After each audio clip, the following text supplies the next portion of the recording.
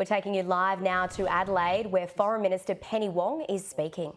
It did not give the Palestinian mission membership of the United Nations.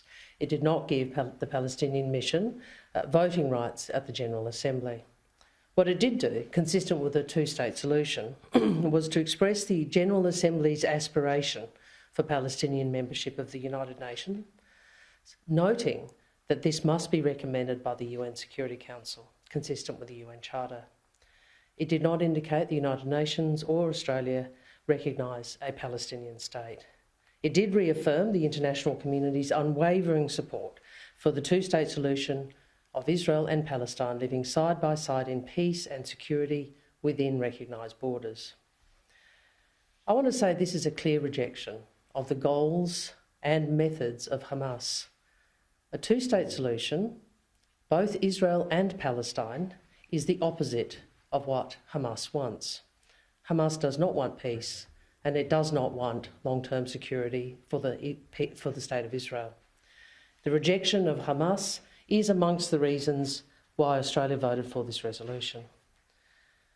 Australia has long believed that a two-state solution offers the only hope for breaking this endless cycle of violence and the only hope of achieving lasting peace. Now, Australians know we're not central to resolving this conflict, but what Australians do want is Australia to add our voice to the efforts of the international community to broker peace, and that is what we have done. This resolution enables expanded Palestinian participation in the UN, and in doing this, the international community is setting out its expectations that parties resume negotiations for tangible progress. Obviously, we consulted with partners around the world because we have to be part of a responsible international coordinated effort towards lasting peace. I would make the point that much of our region and many of our partners also voted yes, including our ally New Zealand, our special strategic partner Japan, our comprehensive strategic partners Indonesia, Singapore and the Republic of Korea.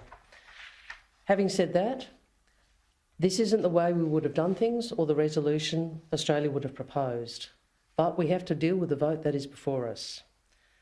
Now, we all know one vote won't on its own end this conflict. It has spanned our entire lifetimes, but we all have to do what we can to build momentum towards peace.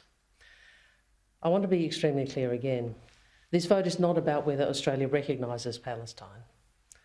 We will do that when we think the time is right. What we would say, and what I do say, is Australia no longer believes that recognition can only come at the end of a peace process. It could occur as part of a peace process. I've been clear there is no role for Hamas in a future Palestinian state. A Palestinian state cannot be in a position to threaten Israel's security. And I would say this, the Palestinian Authority has a role to play here. We want to see a Palestinian Authority that has undertaken the necessary reforms for it to take up its responsibilities over a unified West Bank and Gaza. We want to see a Palestinian governing authority that is committed to peace, that disavows violence and is ready to engage in a meaningful political process. We want to see a commitment to peace and how the Palestinian Authority leads its people. We also know that the final status of key issues such as Jerusalem and the final territory of a Palestinian state should be defined through negotiations. Now, I want to make some remarks directly to the Australian Jewish community. I understand that the Australian Jewish community are feeling distressed and isolated. I want to say you are valued members of our community. You have a right to be safe. You have a right to feel safe. Anti-Semitism has no place anywhere. I stand against it. We all must stand against it. This resolution that we have supported is about long-term peace and security for both Israelis and Palestinians. And I truly believe that the only path to securing peace and security for Israel is with the establishment of two states. Happy to take questions. Does this constitute a change in policy for Australia on the Middle East? What the change in policy is that I have said we are open to recognition during a peace process, not necessarily and only at the end of the peace process.